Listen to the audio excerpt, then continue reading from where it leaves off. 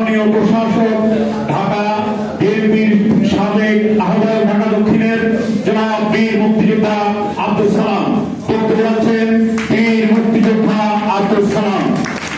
প্রধান অতিথির বক্তব্য রাখছেন বীর মুক্তিযোদ্ধা আব্দুল সালাম। বাংলাদেশ মুসলিম লীগ ৫১তম পুনর্গঠন দিবস উপলক্ষে আলোচনা সভায় জাতীয় প্রেস ক্লাবে। ৫১তম পুনর্গঠন দিবস উপলক্ষে আজকে এই সভার সভাপতি আজিজ ভাই, প্রধান আলোচক আমার একজন প্রিয় মানুষ কায়েল ভাই, উপস্থিত আছেন লেবার পার্টির প্রধান জনাব ইরান সহ অন্যান্য নেতৃবৃন্দ, সমবেত ভাইয়েরা, বোনেরা, আসসালামু আলাইকুম রহমতুল্লাহ বরকাতুহু। আপনারা দীর্ঘক্ষণ আলোচনা শুনেছেন এবং স্বাভাবিকভাবে আজকে শেষ বক্তা হিসাবে সরকারি দলের লোক হিসাবে বক্তব্য দেওয়াটা একটু কঠিন, কিন্তু আমি মনে করি কঠিন না, কারণ আমি একজন সাধারণ মানুষ, স্বাভাবিকভাবে দেখি এবং রাজনীতিটাকে রাজনীতিভাবে দেখার চেষ্টা করি। আজকে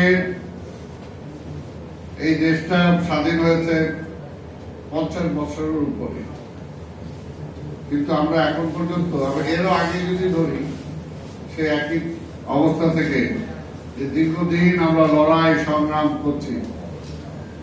লড়াই সংগ্রামের মূল প্রতিবদ্ধ বিষয়টি হল গণতন্ত্র। প্রথম স্বাধীনতা, গণতন্ত্র।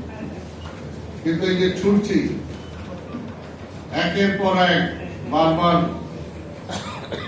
প্রতিবন্ধকতা আসছে, গণতন্ত্র হোঁচট খাচ্ছে, আবার গণতন্ত্রের জন্য আমরা লড়াই করছি। আর কত বছর? এটা এর জন্যই যে আসলে তারপরেও বলবো যে দীর্ঘ ১৭ বছর লড়াইয়ের পরে আমরা একটা গণতান্ত্রিক পথে চলা শুরু করেছি। তবে এটাও মনে রাখতে হবে যে পৃথিবীর কোন দেশেই ৫ মাসে বা ৫ বছরে গণতন্ত্র প্রতিষ্ঠিত হয় না। গণতন্ত্র একটা চলমান প্রক্রিয়া। আমি যদি এটাকে চলমান রাখতে পারি, তাহলে এক সময় যায় গণতন্ত্রটা প্রাতিষ্ঠানিক রূপ পাবে। এবং আমাদের বেঁচে থাকার জন্য গণতান্ত্রিক প্রসেস ছাড়া অন্য কোনো বিকল্প নেই,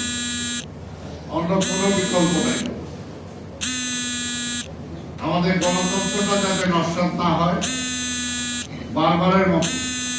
কারণ এটা তো আমরা সবাই স্বীকার করবো যে দেশটা স্বাধীন করলাম